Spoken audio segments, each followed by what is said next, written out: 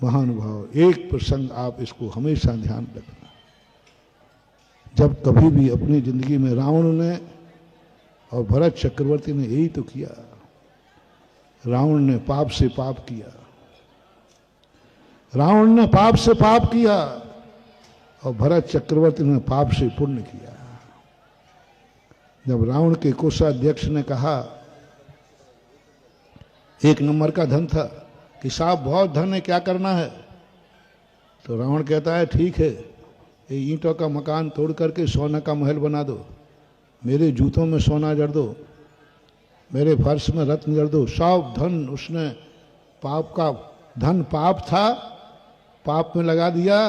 करेला और नीम जड़, वो तो पाप था ही, और पाप में और लगा दिया, नरक चला गया। और भरत चक्रवर्ती सम्यक दृष्टि चमत्कार करता है, ज्ञानी चमत्कार करता है। चक्रवर्ती से जब कहा गया कि भाई बहुत धन है, सब खर्चा काट के भी धन होवे, निधियां भरी पड़ी हैं। चक्रवर्ती, मंत्री जी रुको, दुनिया में ऐसे लोग हैं जिनको खर्चा को पैसा नहीं है, और हम वो भाग्यशाली है, इतना खर्चा करने के बाद भी बच रहा है। सुनो रे चक्रवर्तियों, जिनके पास धन है, जिनके पास तन है, जिनके पास मन है, ऐसे लोग हैं जिनके पास खाने को धन नहीं है, बच्चों को खिलाने को धन नहीं है, पेट नहीं भर पा रहे हैं। और तुम वो भाग्यशाली हो, सब खर्च काट करके, सारे खर्च काट करके, फिर भी आपके पास कुछ बच जाए। उनसे कह रहा हूं मैं, सारे खर्च काटने के बाद आपके पास 2, 5, 10 लाख बच गया, 10,000 रुपया बच गया, खर्च काटने के बाद। मोटिवेशन, जब भी तुम्हारे पास 2 रुपया बचे, उसके लिए मैं आज का प्रवचन है, हाथ पे रख के सोचना, हे भगवान तेरी इतनी कृपा, दुनिया में ऐसे लोग हैं जिनके खर्च के लिए भी नहीं है, और मेरी किस्मत इतनी है कि खर्च के बाद भी मेरे पास 2 रुपया।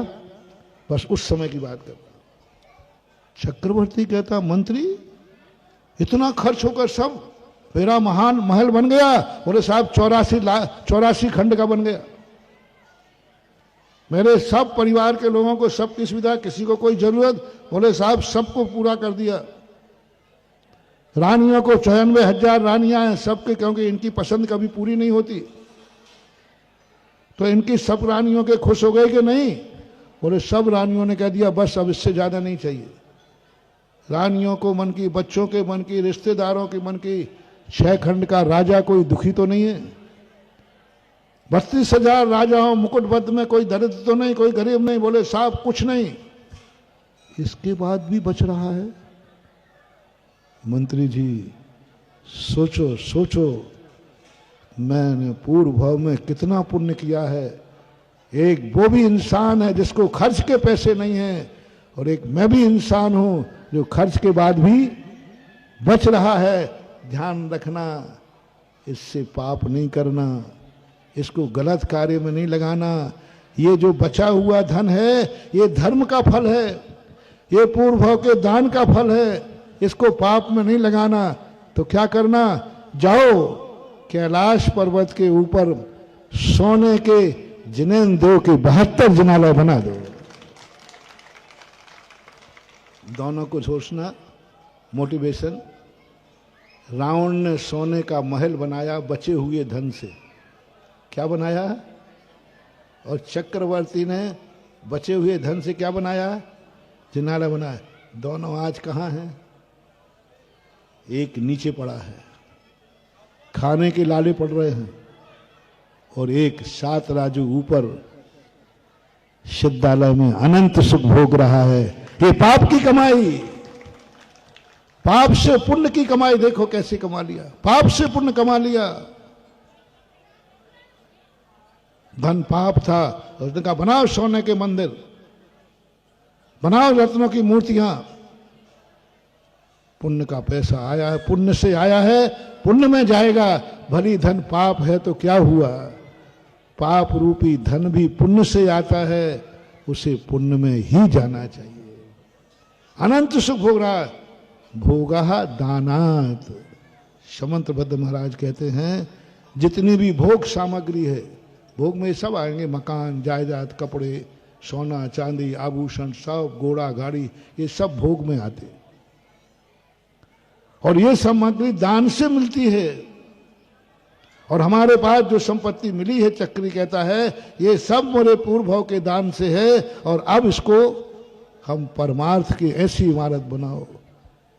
महानुभाव, ये तीर्थ क्षेत्र क्यों बनाए जाते हैं, कान खोल के सुनो, भगवानों के लिए नहीं।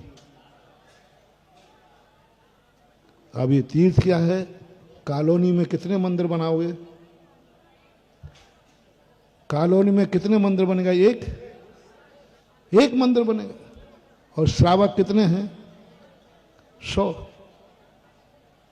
अब इनको पुण्य करने का मौका कैसे मिलेगा, मंदिर था तो बन गया कॉलोनी का। अब हम पाप कमाए, पाप में लगाएं, तब हमारे पूर्व ने कहा नहीं, तीर्थों की स्थापना करो जहां पर हर भक्त अपना एक मंदिर बना सके कि पाप की कमाई से पुण्य कर सके।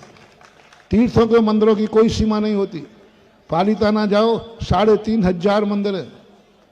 तीर्थ पर मंदिरों की कोई सीमा क्यों, क्योंकि हमारे भक्त संख्या ज्यादा है और हमारे भक्त पुण्यात्मा हैं।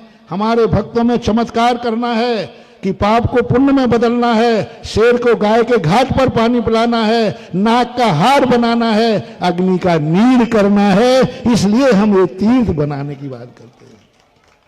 ये तीर्थ जो बनते हैं ये वो चमत्कार हैं जहां अग्नि का कुंड नीर का बनेगा, नाग सांप है वो हार बनेगा, क्योंकि व्यक्ति ने पाप है।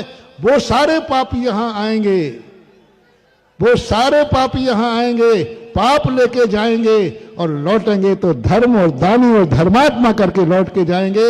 ये वो स्नान गृह है, वो यह गंगा है, ये तीर्थ जहां अपना पापी पाप धो के नहीं जाते हैं। हाँ, पाप धोने दूंगा तुम पापियों को। वो मेरी ये गंगा ऐसी नहीं है। वो एक गंगा का गाना आता ना, राम तेरी गंगा मैली हो गई पापियों के पाप। हाँ, तो तुम पापियों के पाप यहां धोने दो, हम अपना तीर्थ गंदा करेंगे नहीं। यहां पाप धोए नहीं जाते हैं, यहाँ पाप को पुण्य में चमत्कृत किया जाता है, बदला जाता है। ये पारस पत्थर हैं। जय हिंद। अगर आपको मेरी वीडियो अच्छी लगती है तो प्लीज़ मेरे चैनल को लाइक करें, शेयर करें और सब्सक्राइब करें। Thank you.